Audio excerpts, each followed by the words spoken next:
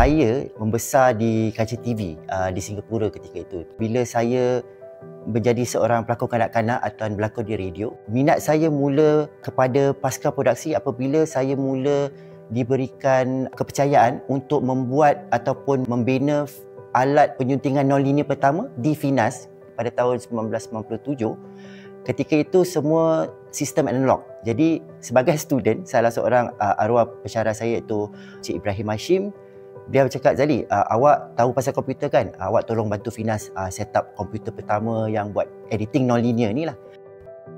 Momen membanggakan sebenarnya banyak. Salah satu daripadanya adalah apabila saya ditugaskan untuk menyunting filem Radar. Apabila filem tu selesai siap, saya bangga kerana dia telah pergi ke banyak festival antarabangsa.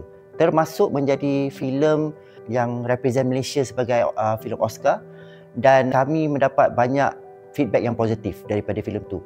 Memang ramai orang tanyalah setiap kali bila saya tulis nama saya ada TC di depan. TC ni apa? Time code ke? Because dalam filem TC ni dipanggil time code. Jadi saya akan terus terangkan TC ni adalah certified body, iaitu M-Board yang memberikan initial atau nama yang boleh diletakkan supaya disertify sebagai technician certified.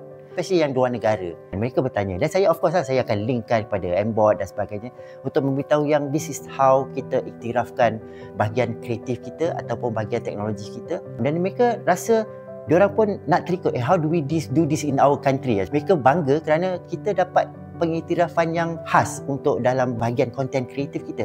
Baru-baru ni saya mendapat satu kes mahkamah di mana membantu satu kes untuk mengesahkan sesuatu rakaman video tu adalah sahih daripada satu mobile phone.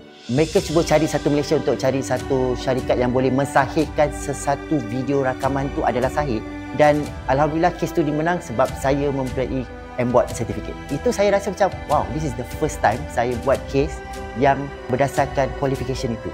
Kerana dia cakap memang tak ada kat mana dia cari, memang inilah dia. This is the only process certification yang boleh membolehkan video ni disahihkan oleh seseorang. Kemungkinan lepas ni saya ada bisnes baru pula. Saya rasa AI tidak akan pergi dan AI akan stay, cuma kita harus ambil tahu apa kegunaan dia dan beretika bila menggunakan software AI ni. This is called video forensic. Video forensic ni adalah benda yang besar juga di dalam luar negara. Especially AI, banyak video forensic professional akan timbul sebab banyak kes-kes yang akan timbul kerana salah guna AI akan datang. Jadi saya rasa this is my next adventure. InsyaAllah.